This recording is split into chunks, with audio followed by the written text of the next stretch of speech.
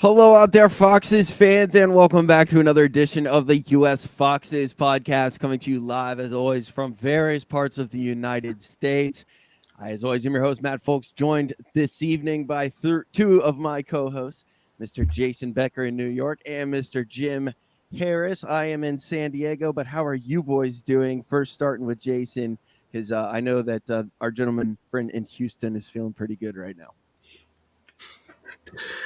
Yeah, I was an honorary Philadelphia Phillies fan, not just because of the wonderful hospitality we were shown by the city of brotherly love a few weeks ago when we were all there together, but because I hate Jim's Houston Astros. But I love Jim. I do love Jim. So I'm happy for you and nobody else involved with the Houston Astros franchise. But Lester also did a really good job of making me a very happy man this week. They did their part. So yeah, Jim, congrats. First of all, you do put at least a pretty face to a franchise that is hated by the rest of the league. So you make it hard to hate, man. But congrats. Thank you. I feel like I did it all myself. Not really. It was what fantastic weekend for sport for me personally, with obviously the Astros coming home with the World Series and proving everybody wrong that we need some sort of video assistance to win games. And but what a result for the mighty Foxes on Saturday, where we're cooking with gas and flowing like a river. Yeah, something like that. Yes, it was very, very fun to watch. Chris is with us, but not with us, if that makes sense. He's producing behind the scenes this evening, still recovering from his cross world travels. So thank you so much for doing that work behind the scenes, Chris. We love you, buddy, and he'll be back with us next week, back on camera. What's that, Jason? Yeah, man, we miss Chris. Everyone's missing out. He's got a wonderful golden tan. Incredible tan. Looks incredibly rejuvenated and refreshed. And I don't know how much of that has to do with his trips and his travels, or just not having to deal with us for a little while. I'm sure it's a combination of both. Yeah, that definitely had to help. He looks like a gloriously golden brown Walker's Crisp. Just a little bit toasted perfectly, yes. You know what I was just thinking? Matt, you always ask us how we're doing. Yeah. But we never ask you how you're doing. So how the hell are you, Matt? I'm okay, man. I'm doing amazing. This football team has me riding high. It's hard to be anything but positive right now. My American football team is shit, and hockey is the Blue Jackets are awful as well. So being able to have this team now riding high. I was just thinking like the difference of this where we were a month ago at this time, guys. It's absolutely crazy. But thank you for asking. It's a perfect 73-degree San Diego day, and lucky to be here and lucky to cheer for this team. Guys, Everton away. Let's dive right into it. First of all, the black and mint kits. If you haven't got them yet, guys, these things are becoming instant classics thanks to some Thunderbastard by Yuri. That you got to get your black and mint kits because they're probably going to sell out. So the boys are wearing those. And guys, vibes right now, they're higher than Danny Ward's socks, Jim. Your thoughts going into this match? The writing was on the wall for us to maybe, come out with a letdown match, and we do the exact opposite. Yeah, I think there was a lot of talk about like how this was going to be the game that took us up the table and took us to the heady heights of 14th, and if we just won 2-0 and beat Everton, we'd be above them. And I think before the game there was a lot of talk, and I know as Leicester fans we don't like a lot of talk, talking us up, but boy did the boys deliver. It really did, Jason. I mean, dude, like there was never a moment in that match truly where, there were a few moments, and Danny and the defense held strong. But for the most part, start to finish, dude, what an impressive performance all around, Jason. It was, yeah. Everton did have a couple good looks at goal. Iwobi had an early chance that he probably should have done better. But luckily for us, Iwobi was the Iwobi that most other teams in the league see. Somehow he always raises his game against us. He's one of those guys that becomes a player when he plays against Leicester City. But we got the real Iwobi, I think, yesterday. So luckily for us, that worked out all right. And yeah, I think this game is pretty one-sided. We looked good, and we did things that we love to see. We had we were pressing high up the pitch, winning the ball very high up the pitch, and shooting the ball, like getting shots off. And I think that's something that we just don't do enough. We rely on like an incredibly high conversion ratio, but sometimes you need to just pepper the goal with shots and pepper the defense with shots. And I think we did a really, really damn good job of that. Yeah, I mean, right away, like it easily could have been 2-0 Leicester within the first 5 minutes. Right off the bat, we have that ball. KDH makes an insane run. We'll get into him later. You talk about a player that's coming into his own. Holy shit. But KDH makes that run, ball through to Matters, does that little back heel to flick to Daka. And I mean, it was that close. So yeah, they definitely had a close one, but dude, we're that close to being 2-0 up after 5 minutes, Jason. Yeah, the game complete. Like, I was worried that this would be like another one of those games at Goodison, another one of those draws. That just over the last 30 years, it's kind of just been like draw against Everton, or some losses against Everton sides that we probably shouldn't have lost to.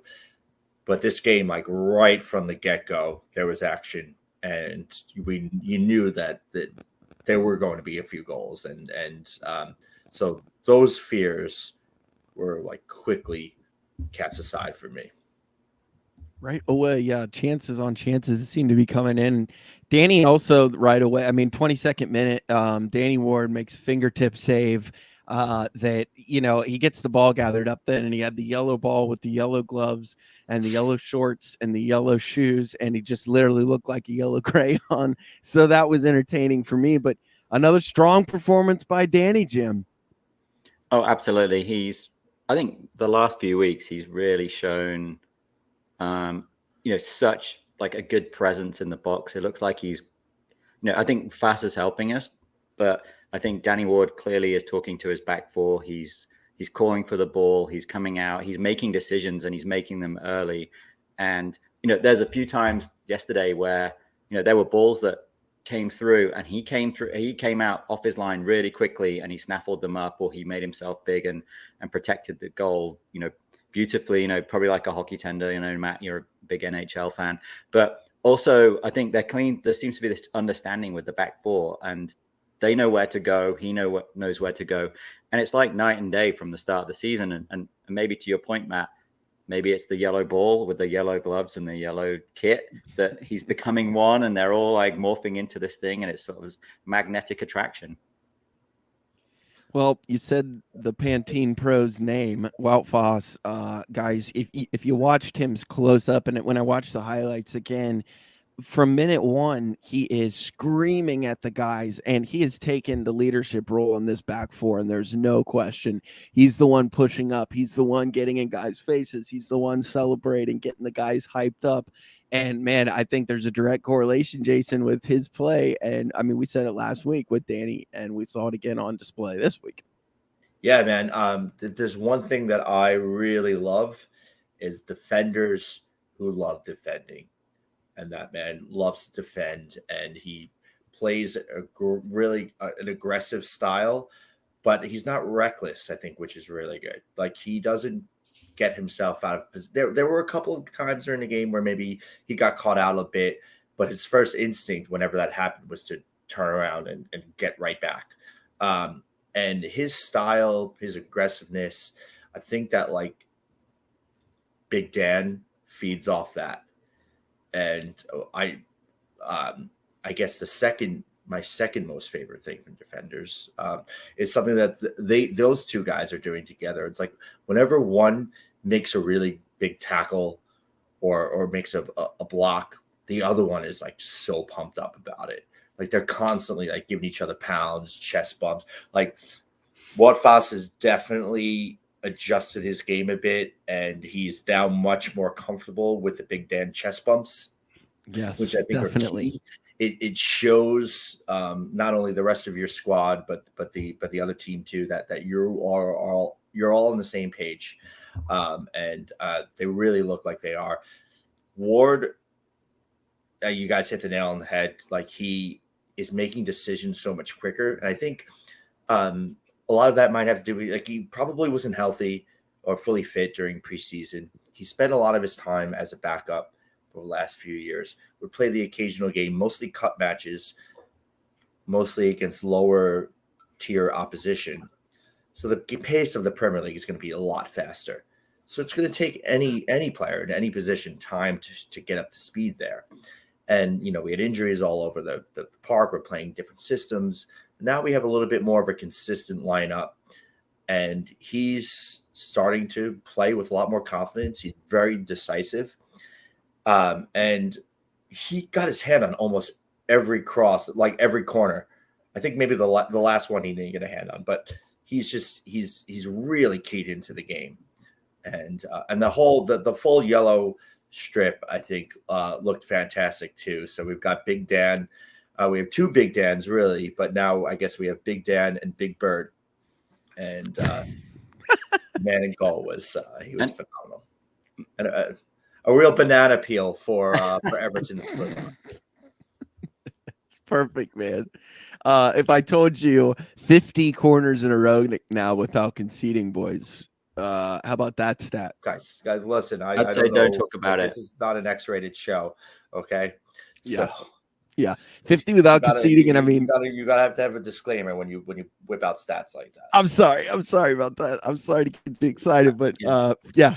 I mean, guys, 5-0. We know who we're playing. We know who we're playing next, and they like corners. So, Matt, if that's tempting Providence, is on you, my friend. But I want to kind of talk about Dan a little bit more. And Matt, I know you're a goalkeeper, and I was as well. And I think the biggest thing was organizing the back four, or organizing your defense, and kind of building that sort of confidence in decision making, and making sure that you can see everything in front of you, and actually sort of helping them out. And I think Fast is really helping, but I think Ward is clearly contributing to that. I think a couple of things. He's coming, as you said, Jason, he's coming for crosses, something we didn't ever see from his predecessor. And which is, like, you can just tell he's a bigger guy. He's actually, like, using his height. He's using his agility to go and claim those balls. I think we've seen that, as you said, coming off the line quicker, probably the injury didn't help. I think, but mentally he's dialed in, and I think it's taken those games to warm up. I think there must have been a conversation behind the scenes that clearly, when we were all talking earlier this season about bringing Iverson, this guy's a joke, whatever, Brendan knows better than us on that. But I think riding it through must have just given him this, like, confidence of, look, I am the number one in this spot. And okay, so my place is not under threat through, if I make a mistake or whatever, but actually then kicking on from that and showing like he owns that position has been the big thing. And we've seen it through, even his kicking has got better, even his distribution and, like, rolling the ball out. It's just, like, all around game. And I know this is not the Danny Ward loving podcast. That's a different podcast that's, like, 18 plus rated. But I'm loving it. And I think, as you said, like, the shots that he had to save, he made them look easy, which I think is always a telltale sign of positioning. And then I think I think about, Iwobi could have equalized in the 5th minute, and then it would have been a different game. But thank you, Iwobi, for kind of blasting it wide. And then the Dominic Calvert-Lewin, I know that was, the second half, and, it was kind of oh shit, Big Dan did turn off at that point, right? He just let Calvert-Lewin walk through, but Ward was off his line and in his face immediately, so there was nowhere to put it around him. And right. I think that probably, to me, was the best save of the match, and that kept us in it, because it was 1-0 at that point, and we were dominating. And to give up a goal, we could have given up a goal to Iwobi in the 5th minute, and that would have crushed us. But we could have had 2 before that. But that goal, that save at that point, like right after halftime, was massive. And the team just like, oh my God, They just swelled up, and then that was our game from then. I don't think there was any really other gilt-edged chances after that. We'll get into, I think confidence is a theme for this season, depending on where this season ends up. But, the fact that Danny now has the confidence. Brendan showed confidence in Danny when everyone on, planet Earth were making videos on Twitter making fun of his mistakes and his indecisions and things like that at the beginning of the season, and Brendan stuck with him, much like Top stuck with Brendan when everyone in the world was calling for his job. Supporters are calling for his job. So I think that might end up being the theme of the year when we look back on things this season, and how who knows how it's going to end up. But yeah, man, to see Danny confident like this is incredible. And our bartender at the Bluefoot, some of is a Welshman, and he's very excited about the form that Danny's in right now, heading into this World Cup. Jason. Yeah, maybe this isn't the Danny Ward loving, but he deserves a lot of credit, and he, especially after all the crap he was getting first half of the season, and look, a lot of it was justified. I mean, 22 goals in the first 7 games. I mean, it was a joke all around.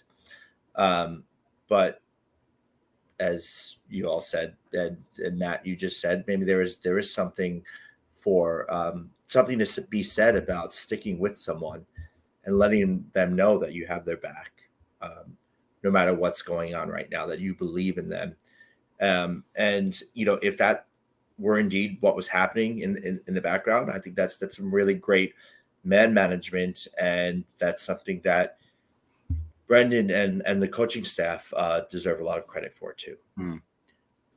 I must say though, we want Danny Ward to stay on this high for one more game next weekend, and then I guess for the 3 of us on this podcast, drop off a cliff, be crap again, for maybe the rest of November, some of December. And then become amazing again, just around Boxing Day. He's earned that. He's earned, a few days of howlers in the Middle East. I think he's definitely earned that. I know, yeah. The heat. Hopefully, it's just a heat related thing. That yellow shirt. I know it deflects the heat. It might blind people on the field. Oh, he'll be soaring like a dragon. Don't worry. And I think the fact that Wales are what they are as a team, he's going to be facing a lot of shots. So he's definitely going to be tested. And yeah, guys, after he makes that save and pushes that ball away, it right there, we get a ball back. And just quick reminder, Daka is pretty damn fast. He at one point he has this breakaway where he runs between 2 Everton defenders and just leaves them like they're standing still. I don't know. He's got to be the fastest guy in the Premier League at this point. Like I don't even know who you could compare, but when he's on a straight line run, Doc is pretty special, guys. And that was on display this weekend, Jason. Yeah, he showed that acceleration and that sneakiness, I think, which is really good. He's got a bit of guile. He can hit the ball really well with both feet. He was unlucky not to score there. He did crack that one off with his left foot, which I loved. I love when, I guess let's add it to the list of things I love is, players that can use both feet and shoot with both feet. I think, the physical side of the game was still a little much for him at Everton. Couldn't really, always bring everyone else into the play or kind of force his own chances. But his instincts are really good. His movement is really good. Look, Everton have a real defense. They've shown it this year. So it's not easy to get chances. It's not easy to score against them. We were able to get 2 really great goals, but it was always going to be a tough day for whoever was going to be in the number 9 position. I thought he did a great job. Jim, your thoughts on Daka?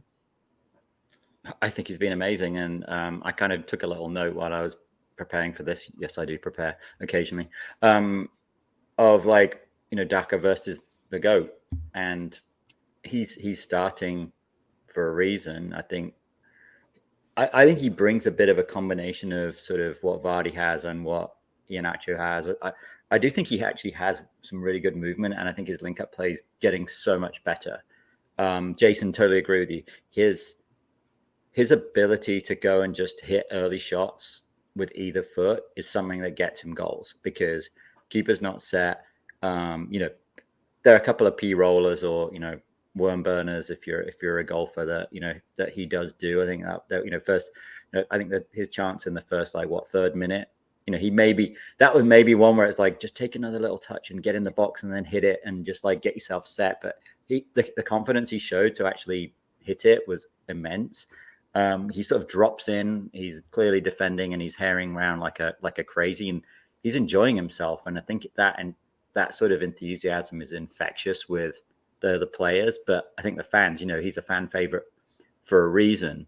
And look, he was up against what the press were touting a week a bit ago as, oh, is this going to be England's defense in the World Cup with Cody, Tarkowski, and Pickford? And you've got Pickford, who's been outperforming XG, X saves, whatever, throughout this season, and he's back on form. You've got Cody. I disagree with what Radio Leicester said earlier, and in their analysis, with put Cody under pressure because he can't pass the ball. I think that's the one thing Connor Cody can do is he can play the ball. Tarkowski is terrible. And I think if I was Daka, and I think when Vardy came on, I'd have just sat on Cody because he's slow, but he can't defend, tackle, he can position, but he can't, he can play the ball. But I think, as you said, Jason, earlier, the pressing was really good again in that sort of like front four, getting in their faces, not giving them any space. And like the number of times that we boxed in, say, Connor Seamus Coleman, and then Patterson when he came on. And, even to the point where freaking Pickford's just kicking it out to touch. Remember the one that I think Graham Lasso said, he just passed that into the touch because we had him under such pressure and he had nowhere to go. And I think Daka is leading the line on that. The press was great. The organized team press, like Everton just could not handle it. It was almost like Everton watched a tape of the first half against Man City and like set up their game plan against the Leicester side that was going to play like that. And like, sorry guys, Frank, you're not Man City, man. So we're not going to play that way against you. Brendan even tipped his hand and said, like, we're going to go back to what we want to do. We're going to try to press high up the pitch. We're going to try to attack. And that's exactly what the team did. And Everton just not ready for it. And I really liked that it wasn't like the Man City constant press.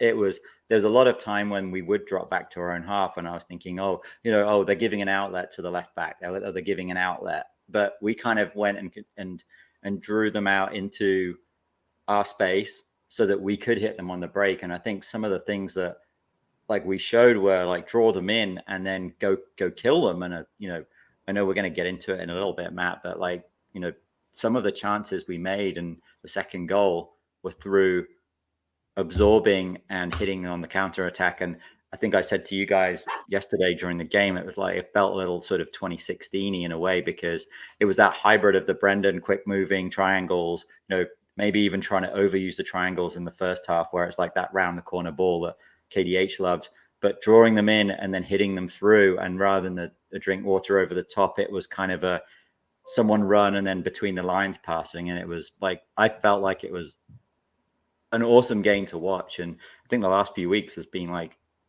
some really lovely football from us. Even with the loss last week, it felt like we were sort of back to sort of performing and playing the football that we all know that team can do.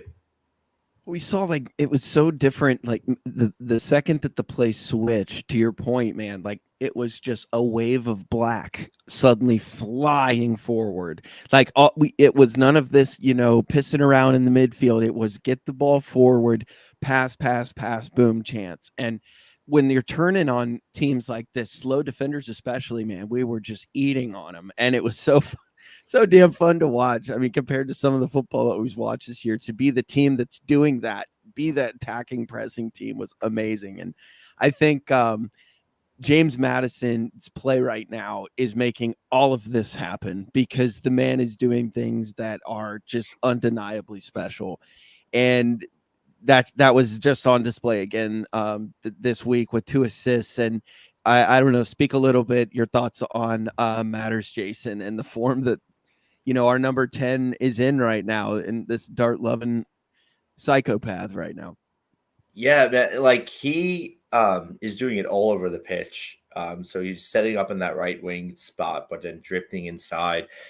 And Yuri said it really well in the post game interview that when Matters has the ball at his feet, they know that they need to make runs because he will pick them out. And then if there's nothing available, he also has the quality to put in a great shot attempt. And there were a couple of shot attempts that he had where it almost looked like he was snatching at the chance, but still like really threatened Pickford and almost caught him off guard a few times. And that's like just so dangerous when like, I'm sure you guys as keepers, if you see a whole bunch of legs and all sorts of stuff happening at the 18 and all of a sudden a ball comes out of that towards the goal, with no wind up or anything, that's got to be the scariest sight that you can see, as a goalkeeper, a shot coming at you unexpectedly. So Matters is he's the straw that stirs the drink, certainly on the pitch. So he's Reggie Jackson for any of those old baseball fans that are out there. But yeah, he's doing really well, and I think a lot of that also has to do with, I think, how well the midfield is playing together. So Matters doesn't have to be, he's not out on an island. We're kind of like not isolating our attacking players quite as much. There's the link up play is much better. And Samare, Tielemans, KDH controlled the middle of the park. I think they all had good games. I thought Samari had a particularly good game. And when you can do that and be calm enough in possession to kind of work things around with a purpose, to find Madison, to find Barnes on the wing, we can give them the ball with a lot more space than rather just kind of forcing it or playing that dull side to side. I think we were really good in possession, passing with purpose.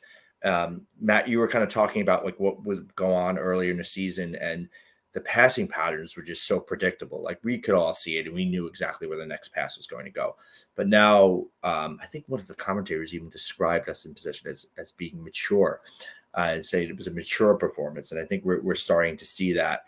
And we know when to, or the players know when to kind of get it out to Matters, or Matters go beat a man, or when it needs to go back maybe to Foss and Amarty, and them to kind of look to kind of change fields. I mean, we're doing it all faster. And that's giving Madison just so much more space to be dangerous. And it's giving him the ball higher up the pitch, where he's just going to be a handful every time he touches it. A good number 10 always seems like they're playing with the defense. Like they always have a step when the ball's at their feet. They always have something that they can do to, make the play go in their advantage. And Matters is in that special form right now where he does look like he's toying with people. He looks, you're going to need to bring 2 or 3 defenders on me if you're going to get this ball off my feet. Otherwise, I'm just going to do a back heel. Otherwise, I'm going to play he's doing this thing now that he's been playing on the right wing, guys. This outside of the foot has just developed into this thing. He almost had a goal on it. Like, just keep your eye on that outside of the foot, because there's going to be a nasty goal scored that way coming up, the way he's trending right now. But he's absolutely insane right now. Jim, your thoughts on our number 10? Go ahead, Jason. So I think one thing also that Madison is doing really well, he's just such a handful for defenses. When he cuts inside and goes across the 18-yard box, you can't commit. You can't commit to his right foot as a defender. You can't commit to his left foot as a defender, because he can hurt you just as badly with either foot. He can shoot with the left. He can shoot with the right. He can pass with the left. He can pass with the right. He can do a little back heel, play a little 1-2, or he can beat you in a dribble. So as a defender, you just don't know what he's going to do. And it's it's really great football, man. It is like he is a special player. He's just completely unpredictable. Like there's nothing about his game now when he gets the ball at his feet where you can't guess what's coming next, Jim. No, look, I can't. I think his new nickname has to be Snake Hips. I don't know whether that's, whether he's a regular at the Winchester and he, bigamist that strangled his first wife, or whether we should call him Shakira because he's sort of jiggling all around on the pitch and it's immense. Yeah, it's crazy. Like the guy just is shifty. It's been fun to watch did you write that one down, Jim? No, it just came to me. That was not in the notes. Okay. I know. Actually, DoorDash called me and they told me to say that. No, no, but I he's just kind of creeping through these little spaces, isn't he? And it's sort of like, I think did I say the other week, he should be in the Winter Olympics, doing the downhill slalom the way he's kind of running through, and it's just getting better and better. And it's like, this guy is just making football look so easy, but so much fun. And it's like that sort of classic, throwback to the 70s style where, big character, kind of cavalier football, but he's also putting in the work, and you can see that he really, really is a team player. And, think about what was it, the first minute when Daka had that chance, and it was, the cross came in from, was it KDH, and I don't know. I don't know if Maddison was trying to pass it on to Daka, or if he just couldn't looked like it was, honestly. It did look like I think it was as well. And he's the first guy to run up to any player that scores a goal now or does something well, and he's pressing. You can see that he's running his socks around his ankles type stuff, and I think he's trying to get on the plane to Qatar. I don't know if I want him there just from a Leicester fan perspective. I know this is this conversation we've had a few weeks as a England fan. I would love to see him do what he's doing on the world stage, but have a little rest. Maybe I think now at this point, I want him in the England squad. I think it's gonna, if he has a good World Cup, it's just gonna send him through the stratosphere.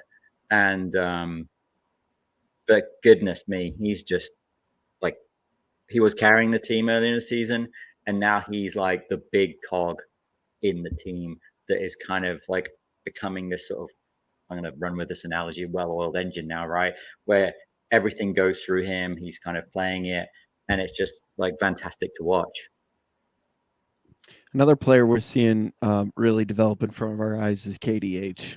There were some times he's developed this long ball that he can hit from 30, 40, 50, 60 yards and place it on a dime to Harvey down the wing.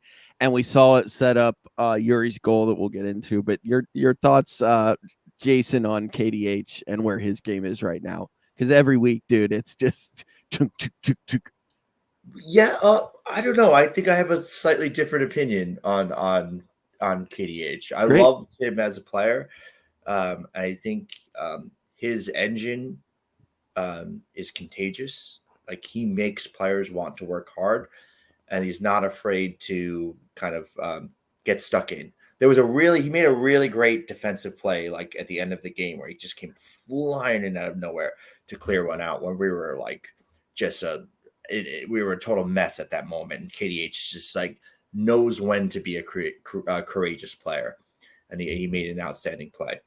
I think sometimes though he could use a rest at times. I think he's been tiring out a bit in some games, and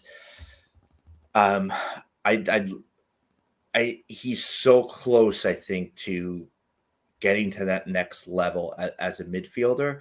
Just he did a lot of things really well at Everton, but when you look at Maddison, when we're talking about Maddison, when we're talking about Tielemans, we're talking about midfielders who are comfortable with the ball on either foot and can play passes and can shoot with either foot. I think that's just the one thing that's holding him back right now is the lack of confidence in his right peg. Once he gets that in there, we'll see him kind of going into cul-de-sacs less and less often. It'll free up the game for him, And geez, when he can make those crossfield, those diagonal balls to Harvey, with the opposition knowing he's going onto the left foot, when he can show that right foot a bit, I mean, that will, I think, make him an elite midfielder. You think he's it's just the one thing that's holding him back. And I think also, we were playing him a lot this year, and I think he just like any other human being, I think he needs a rest occasionally. Jim, your thoughts on number 22? I'm gonna side. I'm not siding with anyone. Love you both. I agree, Jason. I think he's KDH. I think he's actually fallen in the trap of.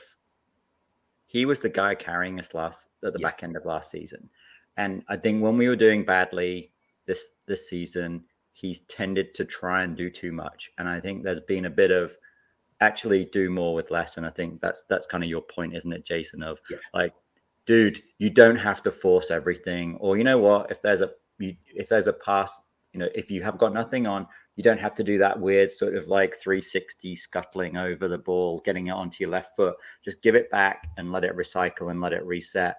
And now you've got people alongside you who you can trust to move the ball around. Like Samare coming into that midfield, I think, as you said, is balancing out. Like it means we have a ball player who can move it around.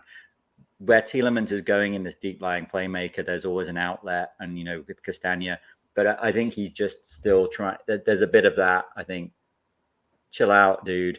You don't have to do everything now. And I think that maybe because he is like playing all the time and he's not getting a break, and maybe he's not getting a chance to sort of sit back and watch the games play in front of him in terms of like, okay, this is what we're doing as a team now. And I think there's a bit of, he doesn't have to play that pass every time. I think I totally agree. But like his energy is just everything, we know left-footed players more than like right-footed players struggle with being one-footed, right? So I think he's got that. He's incredibly left-footed. If there's like spectrums of it, he's like ridiculously left-footed to the point of that. But like, I don't like, we're like in this position now where we're criticizing 7 out of 6.5, 7 out.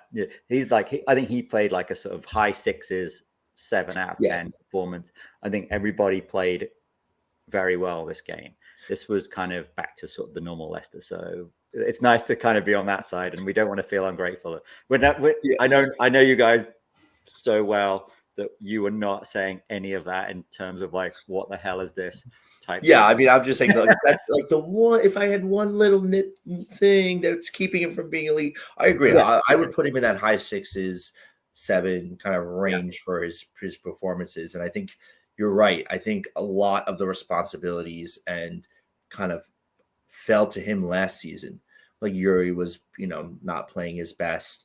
Madison had to be out on the wing a lot, so KDH didn't really have that extra, that quality next to him in midfield to bail him out when he needed it. So he had to do all the running, he had to do all the dribbling, and he had to take on every defender and figure out a way to kind of dribble his way out of everything or make a pass. And it's one thing now that the team is starting to play really well.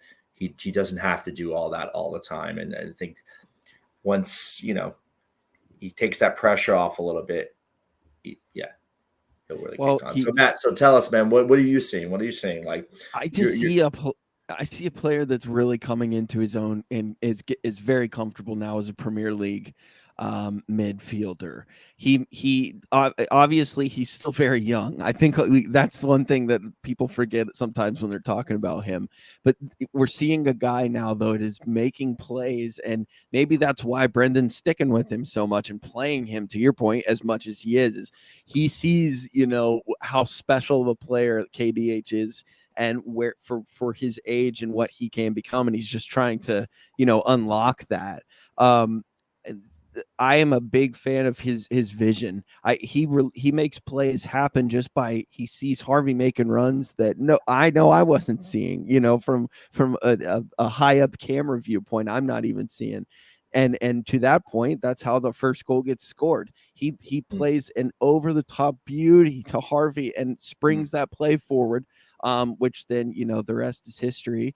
Gets the ball over to Matters, and so yeah, I think the kid's vision is special. He's also got a bit of fuck you, which we've already kind of talked about Wout Foss and how he has that in his game. And I think the more of those guys on your team that you have that are not going to put up with shit, the better. And we're only going to see that continue to grow as he gets more and more confident. So yeah, big KDH and long may it continue. But yeah, let's go ahead and talk about the goal now, guys, because yeah, that it leads over and Matters plays, the ball off to him to get his first assist of the game. And it's a kind of a shitty ball, as Yuri would say in the post game with a smile on his face. But Yuri does things that only Yuri can do, guys. And Jim, your thoughts as you see it, first of all, as you see it hit his knee and it's in the air, I'm like, there's no fucking way he's going for this thing again. But he lets that Belgian thigh fly, and the Thunderbastard hits again. Dude, what are your thoughts? Oh, to quote John Oliver, my thought was, holy shit. But it was like, as you said, Matt, it was like good play. We just thought, oh, Maddison, he's just like putting it out so we can recycle it again. Yep. And it just kind of sat up, it didn't sit up beautifully for him. Right. He made it happen. It was just like, here's the ball coming out to me. I'm just going to kind of give it that caress with my thigh. And then he knew that goal, that was a goal as soon as it hit his foot. He was wheeling away while it was still in the air. I think Jason Jordan, your brother, was like, sent us the picture of like Samari knows he was sat like, 20 yards behind it with his arms in the air before. Because I've watched it, how many times now, and I'm looking at for reactions, and you just see Everton defenders crushed. You see, Pickford desperately flying through the air, but you kind of don't really see like the forwards of Leicester like immediately going. But then when they show this like behind the goal footage, it's like all of like, especially Samara and the people who can see the whole pitch and the whole picture, just like seeing it. And it was just like, how does this guy score a better goal each week? It's incredible. Like, he's got to stay. He's got to stay now. Like, we were all, Yuri doesn't care. He's like peaking for the World Cup, and I'm hoping it's, give that guy whatever he wants to stay at this point. Dude, the list of people in the world, Jason. I don't want to go over hyperbole. Jason, right. Well, but I mean, honestly, dude, it wasn't a perfect ball. It was the amount of people on earth that can do that, Jason. Just crazy, dude. Well, to kind of, go with my. Actually, I think he could have, hit it on the. If he hit it first time, the Pickford wouldn't even have made it. No, of course, it was ridiculous, and like he is.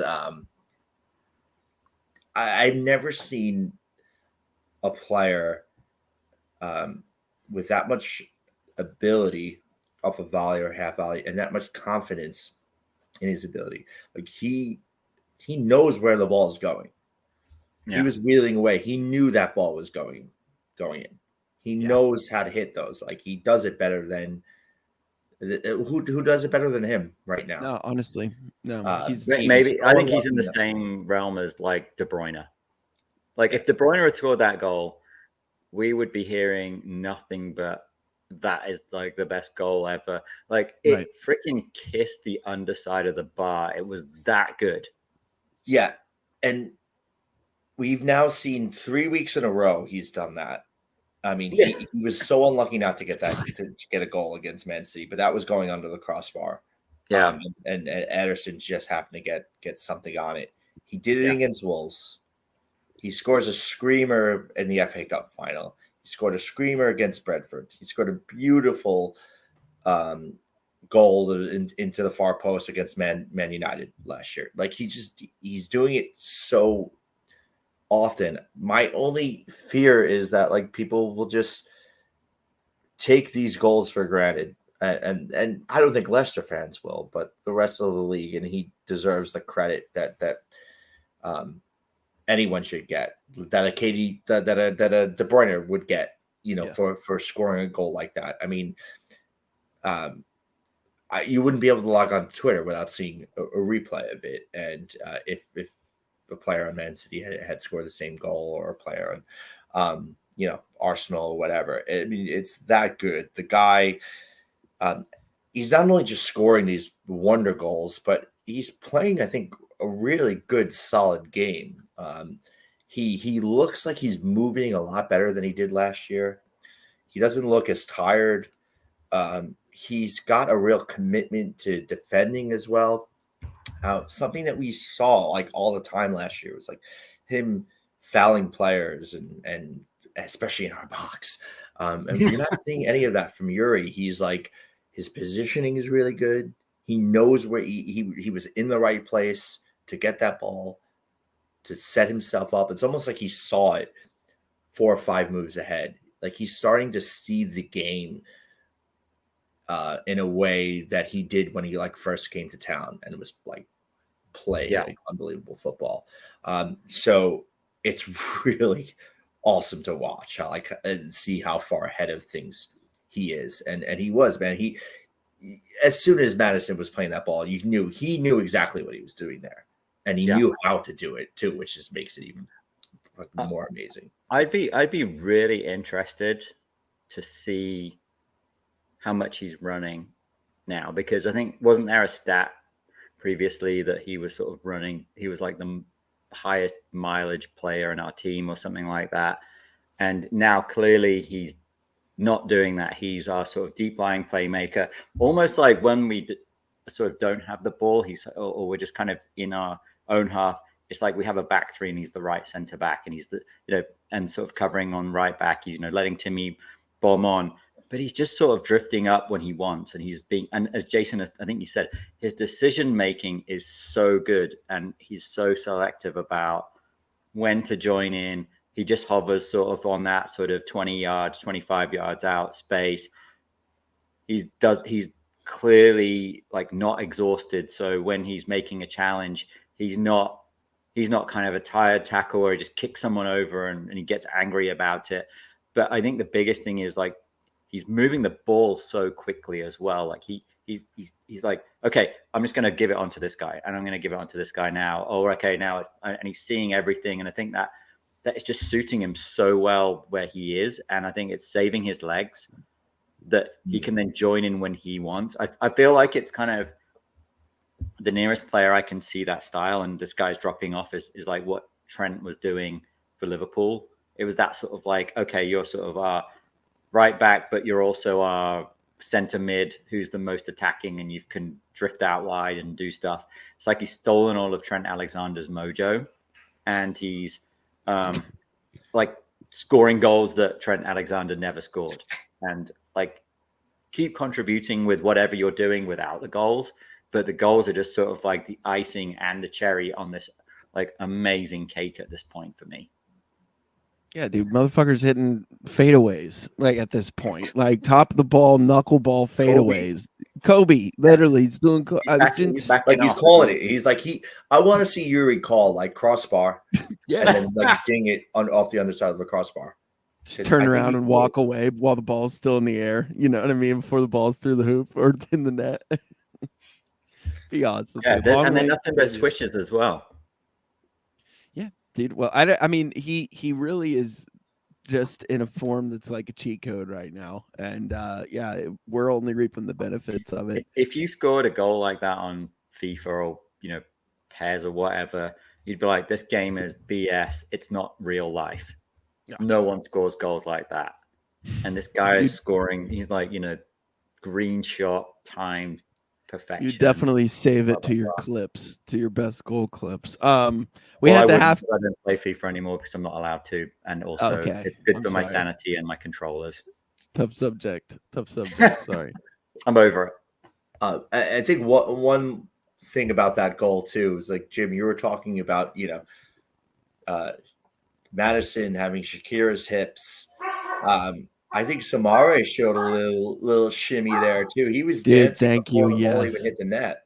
Dude, thank you. Yes, the Booba dance, which quickly kind of swept the internet. The behind the goal scene, you could see that Booba does this little hip movement. It was absolutely perfect. And quickly, somebody, I can't remember who came up with it on Twitter, but they made the point that I want to dance with some Ray should be the chant next year's or next week. So let's make sure that happens if the people in charge listen to that one, Jason. I'll be at West Ham away, so if that gets going, I will. I'll belt it out with everyone. Let's go. Let's go. Well, let's finish up this one. We get a halftime. And let me tell you, man, heading into that at halftime, I can't tell you last time I was actually like super, super confident. You know what I mean? Like I was like, we're gonna come out and we're gonna be just fine. I really wasn't scared and came out, guys, and the defense gets tested a few times, but damn, dude, they just continue to hold and to look good, Jason. Like the defense, it just continued to stop them and stifle them. If it wasn't Danny, it was Dan and Marty making sliding stops, not letting the ball through, or it was Wout making big tackles. Like the defense looked really good coming out of that to start the second half. Yeah, and I think we haven't really talked about Justin and Castagna, and I think they've done really well. Justin was starting to push up the pitch higher than we usually see, which is really encouraging. But he had no trouble getting back, which is even more encouraging. Because it's always going to take a player a really long time to come back from that kind of injury. But yeah, the back four looks really confident. The midfielders are picking up runners a lot better, so the back four isn't as exposed as maybe they were in the beginning of the season. So there's a real team commitment to defending. You see Madison busting his ass to get back behind the ball when he needs to, or to chase down a winger when the press gets busted. Like the whole team is defending. The whole team is really keyed in on set pieces as well and really well organized. I think Danny Ward is giving them a lot of confidence there. There were plenty of corners throughout that game and also in the second half and free kicks too.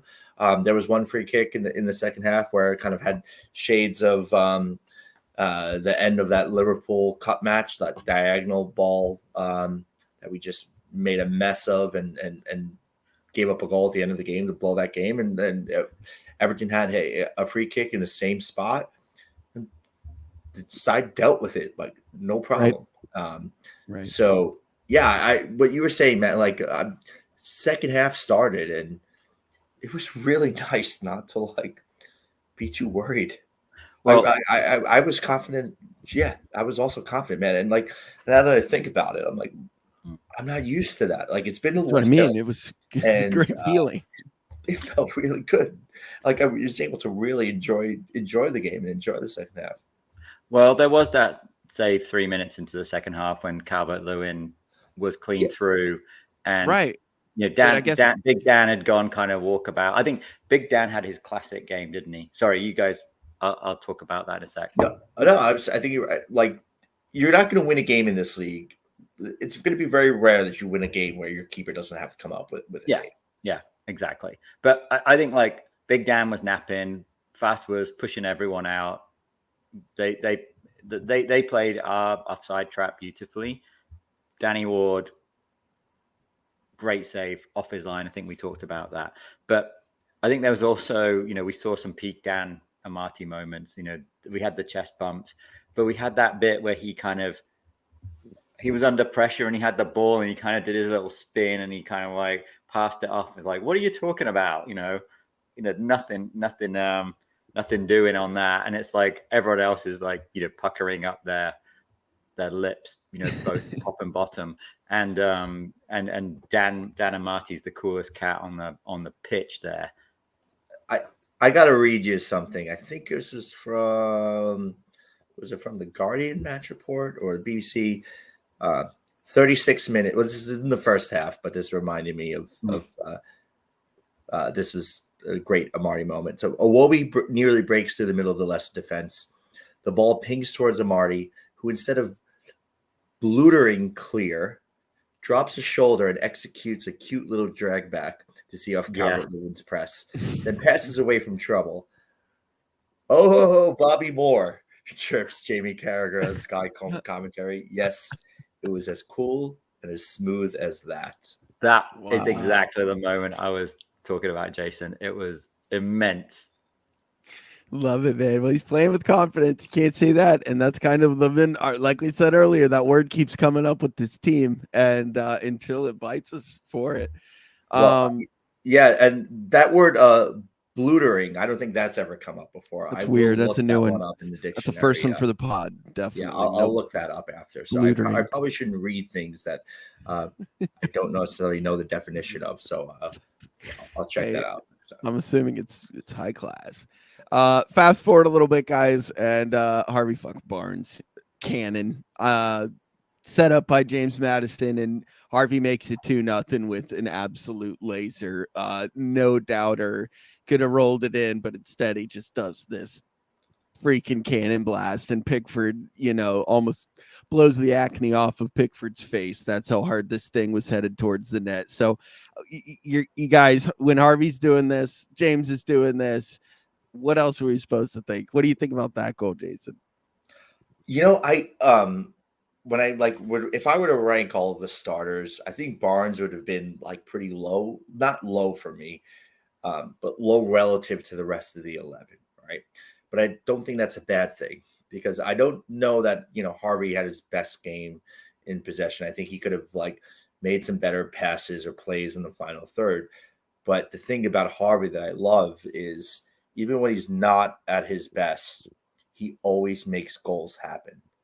And you can't ask for much more from a player. And, he was going to get his.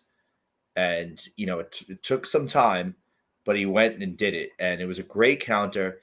And, I thought maybe he could have laid that ball off and kept the ball moving across the goal. But he turned around, wrapped his left foot around it, gets high marks for me again for doing that with the weak foot. And it was a great finish. I think, Matt, you described that goal perfectly. Jim, thoughts on Harvey? Jim's having some. No, I'm okay, go ahead. Sorry. Yeah. So I think. Sorry, I had to switch. My speakers decided to do an update in the middle of our podcast, and so I've had to switch to my World of Warcraft headphones. And I think Harvey Barnes. Jason, I agree with you. I don't think Harvey Barnes had his best game. His goal was fantastic. His ball carrying was great. I think just some of his decision making wasn't the best. I think there was a few times where, again, we're kind of like KDH earlier, we're kind of nitpicking at this point, right? He scored a fantastic goal where he just, that was just a beautiful goal. I think we scored 2 beautiful goals today. But, I just think again, like KDH, just give the ball earlier. You don't have to do everything on your own. And I think that's the frustration with both him and Harvey, as maybe they're BFFs and they talk about having to carry Leicester because they're both, Leicester lads as well. That but I think Harvey Barnes is not doing himself any disfavors of trying to push himself into the England team either. I think about who else stretches an opposition like Harvey Barnes. The ball carry for the goal to make it 2-0. That goal was because of Harvey Barnes. Stealing possession, driving hard against the tiring defense. It was the 83rd, 84th minute, and he just fucking ran it was the the 6th minute of the game, and he just piled on a tired Everton team. Actually he did make a good decision and he gave it off. He kind of knocked it round Patterson as the right back, and I think let Madders have it and carried on going and going and going, but then tried to curved his run into the box, and then Madders found him, and that sort of trap spin and then just banging it in on his weak foot was fantastic. And then celebrating with the classic Archer's pose was also fantastic. So good to see. Sorry, I'm such a fanboy at the moment with my World of Warcraft headphones on. No, I know you. You look perfect with them. You need some Mountain Dew and some Cheetos, and you'd be perfect. I drink Rockstar because you can sip it, and it gives you the amount of caffeine to sustain I you through understand longer that. gaming sessions. I understand that. It works out. Looks good. Well, I think we have, wrapping up that game. Of course, we had our friendly correspondent Ollie was there over at Goodison Park and took in the match, and he, as always, left us with his thoughts heading out of there. So I think with that, let's go ahead and load up match days with Ollie, Chris. Hey Matt, hey us Foxes, hope all is well as usual. I hope you all enjoyed that as much as I did. You'll have to bear with me a bit because I've lost my voice a fair bit from that game today. But yeah, absolutely incredible, incredible result, incredible performance from the lads yet again. It's something's really turned around the last few weeks, and I'm very happy about it. Everything was spot on again today. The tactics, the changes, yeah, it was just brilliant again. Yuri Tillemans, what a strike once again. Lovely finish from Harvey Barnes on his weaker left foot, I believe, which is always nice. Yeah, played some really good football. Absolutely incredible away, and today it was electric from start to finish. Yeah, fantastic result. What an away day, one I will never be forgetting. Yeah, onto the final game before the World Cup, West Ham away. So yeah, let's hope for the 3 points. That would be lovely. That would be. As always, faith up the city. Thank you, as always, to Ollie. Another perfect summary, Jason. You can hear in his voice that boy was singing loud and proud. The videos that I was sent from Goodison Park. Yeah, man, I think the away end sounded great and really lively and loud throughout the whole game. And we were talking about it. I think a lot of other fans also. If you get the lead at Goodison, their home crowd will get unsteady and nervous, and our away end was great and loud, and you can. Well done to you, my man, and hopefully I'll get to see you in another great away end at West Ham. Yeah, Jason will be joining you there, Ollie. So we'll look forward to a duo. You'll get to join him. Hopefully you guys can do a video together. That would be awesome. Guys, I guess wrapping up the game real quick. Like I said earlier, that black and mint kit, guys, like, I don't know why, but under some camera angles, like, it looks like it's glowing in the dark. Did anyone else see that? Like, or is it just my eyes that are, doing that to myself? It kind of looks like it's glowing black and glow in the dark. It looks pretty cool under lights at night. I think it's a pretty sharp kit for those night games. Jordan had it on at Football Factory, where it's pretty dark, where we watched the game, and it looked pretty damn good there. I think that mint color really suits him. Maybe I'll get myself one of those as well. They do look sharp. And yeah, we looked frightening running down the pitch in all black. That's what I'm saying. Like the black scary wave. sight for any defender. Yeah, for we sure. We look like an after eight. Just finishing off the meal perfectly with a wafer thin. Wafer thin mint post meal, and I, like Jason, I need to go and get one as well, and I'm open to suggestions on which player to get. Obviously I can't get Daka, Matt, because 29. Don't get Daka 29. The market on him. Yeah. So, but also knowing the track record that I have, probably getting a player that, if I get a player, they're going to leave. So, well, to get Yuri. So I'm not going to get Vestergaard though, team. That's what I was going to say. After you watch a goal scored like that and that kid, I don't know how you get anybody but Yuri. Yeah. Yes. The only other notes I had, guys, were, Matters is now the honestly, he's one of the most prolific offensive players in the Premier League right now. The only players that have been involved in more goals in 2022 are Harry Kane, KDB, and Heung-min Son. Other than that, it is James Madison all day. So we said it earlier, but guys, got to get that guy on the plane. If he doesn't get on there, I don't know what's wrong with Southgate. I think that's really the summary for me on that match. Anything else before we jump ahead and look ahead, Jason? I just honorable mention to a few guys. I think Castagna's tirelessness is really key. To have a player that can just cover the whole side of the pitch, like he does week in and week out, play all 90 minutes like that, I think is fantastic. And it's just it opens us up to make other substitutions and we can keep our shape because we're a little thin in the fullback position. And then it was great to see Mark Albrighton, man, everyone's favorite Brummy, out there and get an appearance. And I thought he did a pretty solid job, just keeping everything locked down. So those were two kind of highlights for me that may have gone under the radar. Jim, before we move ahead to West Ham, anything else? Yeah, no, I totally agree. I think Castagna's key to our game, and I think he is now doing what we hoped Ricardo would do in pre-season. I think Justin looks fit. Jason mentioned that. Samare looks a lot more integrated into the game, especially after just not even being in the squad in the last match, which was. And he looks like he's having fun. Dude. He does. He's smiling, which is lovely to see.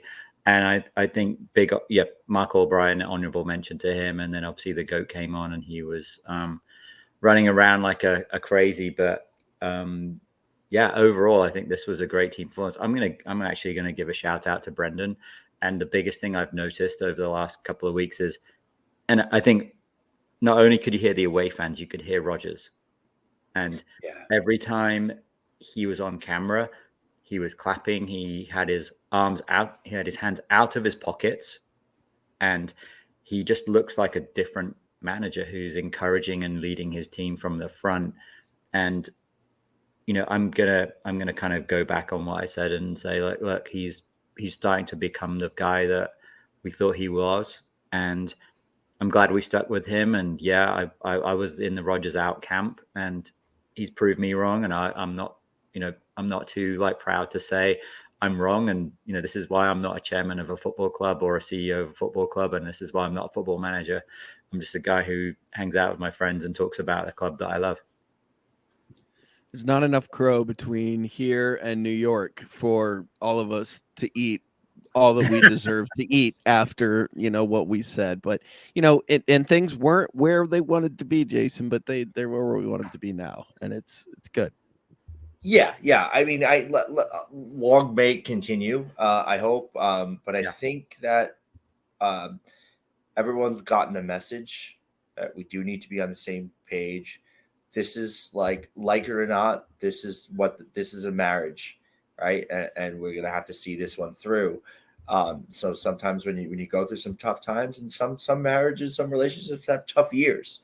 The results haven't been good for a long time, but you start, sometimes you have that moment and you remember why you fell in love in the first place. And you see that the spark is still there. And I think Rodgers is seeing that from the club. I think he realized that doesn't do him and his career any favors to kind of keep things as negative as they were. And it shows how important it is to have the fans on your side. And we had a great, really loud, boisterous away end, positive atmosphere, for the last few games. It really starts to change things. And, all of these positive things just kind of feed off of each other. And I just like the one thing, man, just like this, I kind of want to push back that I've got plenty of problems with this World Cup. But one of the, I guess, lighter hearted things I can say about it is that I kind of, want the season to keep going. We need to keep this momentum. I just hope it doesn't kill it. Yeah, I agree. Yeah, I think. Sorry, Matt. No, go ahead, man. Boxing Brendan KO'd Fat Frank. That was my alternative title for this episode, but that rightly was rejected. And but yeah, we're getting momentum. But I think maybe also we had a tough start to the season. I don't think Brentford probably were not that tough, but we threw that away. But we needed a new player. Rogers was right about that. Wout Faes has shown that transformation has happened and has energized the team. And we're kicking on, and it feels like now, do we have to, I totally agree, Jason, do we have to stop and do this World Cup thing now? But, once we get into the World Cup, it's going to be amazing. But unfortunately, it's going to also be at a time where all of us in the US are going to be working. So, we can skive to watch a Leicester game, but we can't, miss our work for 3 games a day. And so, much as I want to take off the entire winter just to take the rest to watch the World Cup, I'm not really energized for it. It's not. I don't feel ready for it mentally. I don't feel ready for it morally. As you said, Jason, I think you and I have kind of, and I think Matt, we're all in the same boat about like this World Cup is not something. Reading the articles about fans being paid to perform is another kind of nail in the coffin of this World Cup not being in the right place, and not being biased, that this was also the country that beat the UK, England, I think plus Scotland, plus Wales, plus Northern, plus Ireland out of it. But that's not the factor. But we've got one more game to go next Saturday. Yeah, we talked about a boisterous away-in and the fact that Jason's going to be there. Jason, you're going to have to be extra loud because you're going to be in a track and field stadium posing as a football stadium. So be as loud as you can so that hopefully they can hear you on the field. We are in 14th after this weekend, guys, and they are in 15th. And the only reason we have the same amount of points, but we've got them on goal difference. So this game is another massive one, right? I mean, right off the bat, we don't even get any respite. It's straight away another right into the fire. And Jason, how fucking cool you're gonna be there, my man! I can't. That's amazing, dude. Congrats! It's I love every chance I get to get over for games. Because of COVID, couldn't get over and watch as much as I would have liked over the last few years. So it feels really damn good to be able to do that again. Hopefully this will be the first of several trips over this season for me. I'm really hoping. So I will try to get back and haven't made the pilgrimage to Leicester itself since 2019. I've gotten in a bunch of away games since then, but home one is definitely on the card soon. It seems like we're taking a big away end down there, which would be a lot of fun. Going into these last 2 league games, I would have taken 4 points. I would have been happy with 4 points out of both of the games. But I think our performance yesterday, coupled with Palace going and beating West Ham, makes me think that, like, why the hell can't we do it? Like, I think, right. I think Palace is good, but I don't think they're a special side. So I hope that we approach this game kind of like we did against Everton, and we go for it and we try to get 3 points. I hope that the guys are watching these highlight goals, that they're scoring as much as we are, and head in with, that same confidence, Jim. Totally. I think we hopefully build on this.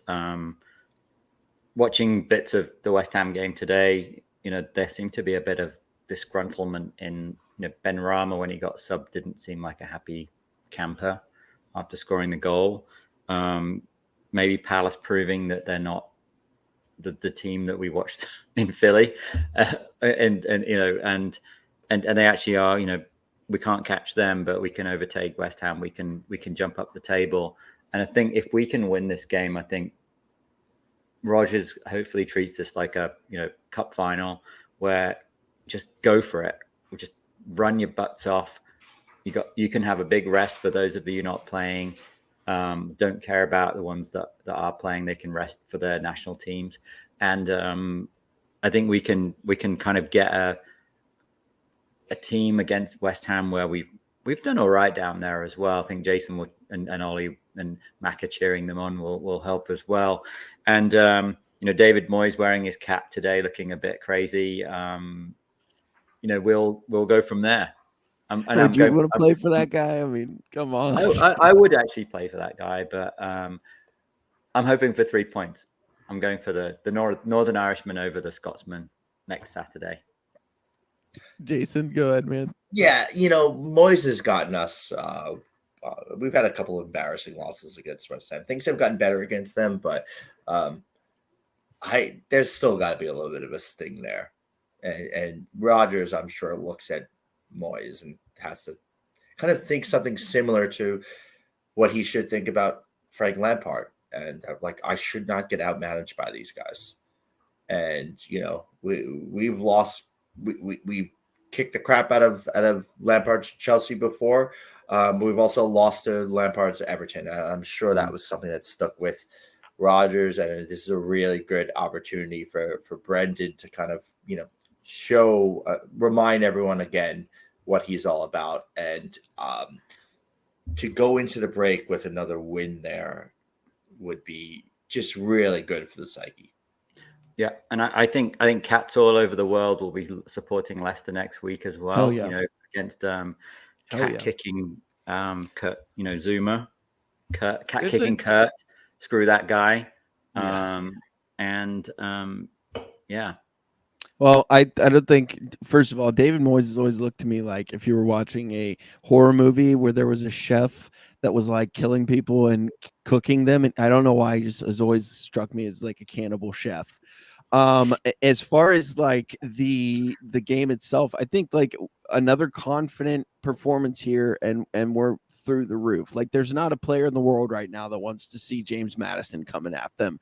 There's not a player in the world right now that wants to see a Wout fast tackle, heading up their ass. So I hope we come in with it and we're like, yo, our form right now compared to their form, like, let's go. We've got what it takes, and let's just do a damn job and be professional about it, and then get to your national teams and do whatever the fuck you got to do and reconvene. So hopefully we get a good performance, and we can go from there. That being said, let's do a quick weekend roundup for the U.S. Foxes. Jason, it look like you got a decent little turnout there, maybe with a special guest at the football factory? Yeah, we had some folks come in from Leicester. David and Sanjay were over. We had Jordan was in. This might be like the last really nice weekend in New York, and it's New York City Marathon weekend as well. So good luck to everyone. Oh, well, actually, not good luck. Well done to everyone who ran. Well done, yeah. It was a really warm one for a marathon, so could not have been easy. So it was a little odd, but the maybe didn't get quite as many as we would usually get, but the city was a little bit of a mess this weekend, and anyone who could be outside was outside. For sure. We had small turnout, not gonna lie, for San Diego this week, which is hilarious because we finally get a good time to we don't have to wake up at the ass crack of dawn, and we have a 10:30 kickoff, and I think we had 3 of us there. But I want to tell this story real quick because we talk all the time, guys, about building up your fan bases and convincing people to come and give Leicester a shot and get involved with the team and forming a group. We get picked up in our Lyft, and we're on our way there, and we're just making small chat with our Lyft driver, and he's like, "What are you guys doing? Going to the bar this early?" And I'm like, "Well, we're going to watch soccer and this team." And he's like, "You're going right now? It's 10:30." And I was like, "You have no idea what we do. It's not 6 a.m. It's not 7. This is actually going in late." And he's like, "Well, shit, you guys all just go in there?" And I said, "Yeah." I said, "Hey man, park the Uber and come on in, and I'll take care of your beers. So I'll answer any question you have, and you can watch it." So shout out to Jacob, who did park his Uber, came in and watched the entire first half with us, and is planning to come back next weekend and hopefully be a new San Diego Fox, guys. So spread those vibes, buy some beer, and you never know who you can get to join you, man. It was pretty awesome, dude. phenomenal. I love just the evangelicalism right there, and just converting one soul at a time, and that's how you build that hardcore fan base, man. And it's always great to watch with friends and watch with new friends who become old friends. Exactly. You made some small talk about liking sports, and I said, well, I got one here, guys. Think I can hook, line, and sinker and bring this guy in. So, guys, just spread the word, and you never know who it could be. Well, what's that, Jim? Go sports. Yeah, exactly. Go sports. Go beer. Go sports. On that note, Hopefully guys, he didn't have any beers after his if he went back to Ubering. No, he only stayed for the first half. He had a couple beers, and then I think he headed home for the evening or for the day. So, on that note, guys. What? I'm sorry. Keep going. I'm literally ending the show. So we want to say thank you for joining us on the US Foxes podcast. It's always a bit of a long one tonight, but I mean, when you got a team playing this fucking hot, what are you gonna do? Long may it continue. Keep the vibes high, guys. And yeah, anything else for you guys? Jason, anything else to say? No. Oh, there's also a League Cup match midweek that's actually going to be televised. So anyone in the States can watch on the ESPN. ESPN Plus Tuesday. ESPN Plus. So ESPN Plus on get Tuesday. A little, take advantage because club football is going to go away until Boxing Day after this coming weekend. So get your Leicester fix while you can. Dude, thank you so much. Newport County, we got some revenge against these bastards. For those of you that might remember a few years ago. Yeah, it's one of those matches where who knows what'll happen, but I mean, we'll probably see Iverson in net, I'd say, and probably see a few of the younger guys as well. So yeah. To make sure this one's on TV, so you will actually be able to watch it, guys. So with that, thank you for joining us on the US Foxes podcast. For Jason, for Jim, for Chris, running the boards. I want to say thank you for joining us on this little show. And yeah, let's go Foxes on Tuesday. And then West Ham. Jason, safe travels. We love you, buddy. And we will see you next time on the US Foxes podcast. Cheers, guys. Thanks.